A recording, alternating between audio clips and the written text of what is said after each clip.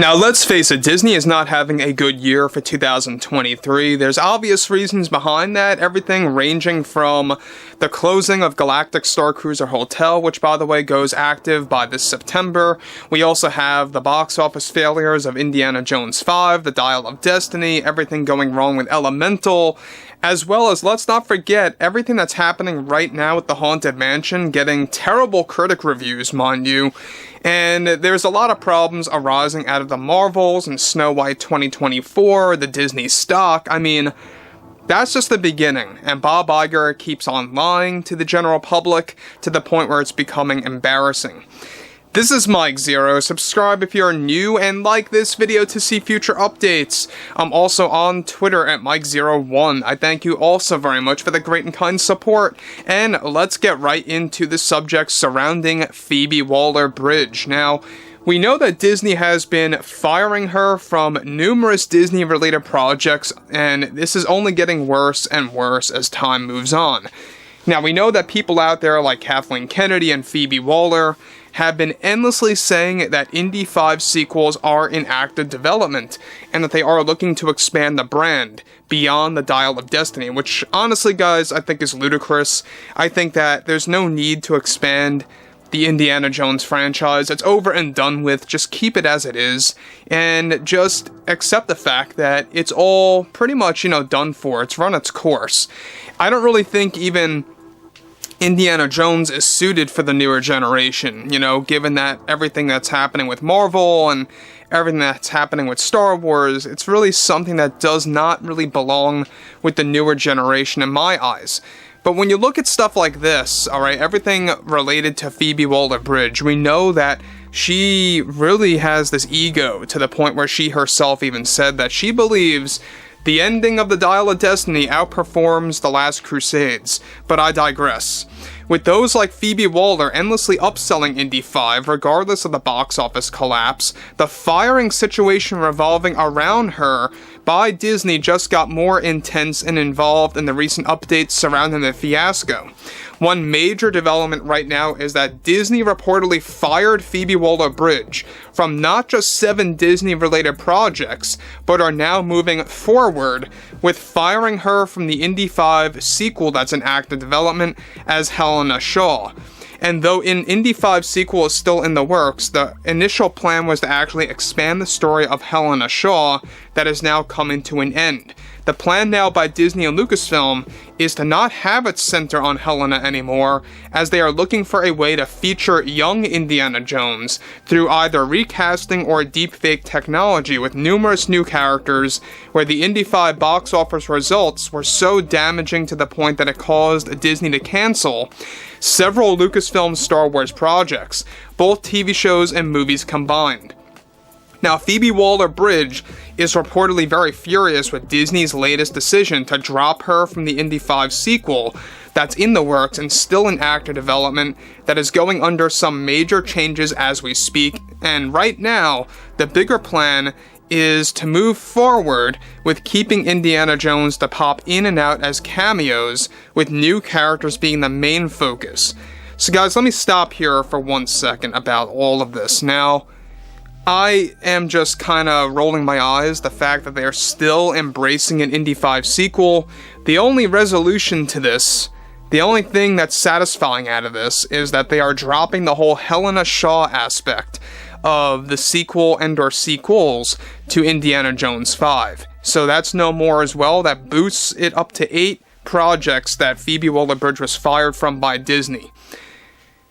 And rightfully so, guys, by the way, because the thing about Indy 5 is the box office, like I said before, it was so damaging to the point that they had to drop many Star Wars projects, many Marvel projects here and there, and specifically it was more so damaging against Lucasfilm because now a lot of budgets are being limited for several Star Wars shows and movies on the horizon, to the point where everything is going to become small scale, all because of what happened with Indiana Jones. And I don't know about you guys, but the Acolyte looks like it's setting itself up for failure as well, given that Kathleen Kennedy overfunded this project and really, taking away from fan expectations. Given that Leslie Headland is a part of the show, and really ran the show, she's the showrunner after all, she herself even stated before in the past, back in 2019, that if you're somebody who only expects George Lucas in the room and that he is the key to Star Wars, then you're a misogynist. You know, I can't stress this enough, but that is the way of thinking of Leslie Headland. And, you know, that whole group, Kathleen Kennedy, Brie Larson, Phoebe Waller-Bridge, Leslie Headland, they all need to go. They all need to be stripped away from Disney entirely and just in the general sense. So, right now, what's even all the more embarrassing is that Bob Iger and the Disney board, they do still have Phoebe Waller-Bridge attached to some projects, but they have fired her from several, including this Indy 5 sequel, which honestly is refreshing, and it looks like it truly is becoming the beginning of the end of people like Phoebe and Brie Larson just not getting involved at all anymore with Disney. And the Marvels, we all believe it's going to be the bomb of all bombs when it comes to the MCU, to the point where maybe we won't have to see Brie Larson as Captain Marvel anymore. It's very, very likely. So, on to the next. On top of that, Kathleen Kennedy reportedly is actually finalizing the decision to drop Phoebe Waller-Bridge from the Indy 5 sequel, and though it's said to not be personal, it is being forced down on Kennedy by Disney to make that call. Disney is fully aware that many fans viewed Helena Shaw as an unlikable character to the point that Disney just had to drop her from the Indy 5 sequel. Disney's plan is to make multiple sequels to Indiana Jones 5, whether that be in the forms of television and/or streaming/movies, for the way to expand that franchise and to expand Lucasfilm projects eventually. The current strategy to get an Indy 5 sequel rolling by 2026 and/or 2027 at the latest is still active, and Lucasfilm is still clueless on how it will even be executed. Again, I've said this many, many times.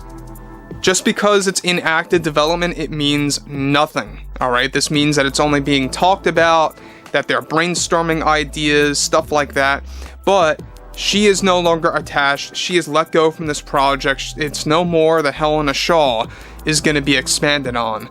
And that is something that was made by Disney, forced upon by Kathleen Kennedy, and that's at least the only satisfying element of this, is that it won't have Helena Shaw, it won't have Teddy, it won't have any of those reminders of the Dial of Destiny. And this really makes you wonder, are they going to drop the Rey movie? Because it's similar in a sense to what they're doing actively with the Rey film, right?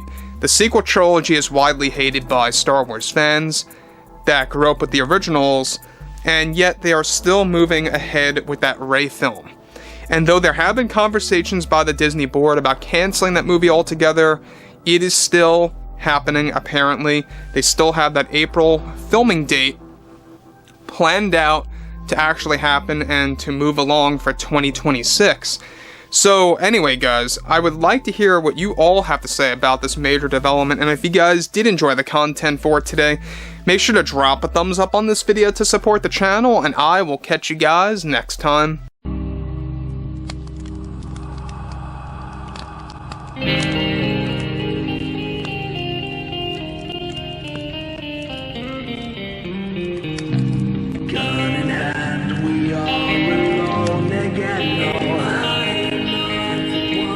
From night to moon, we hear them moans again.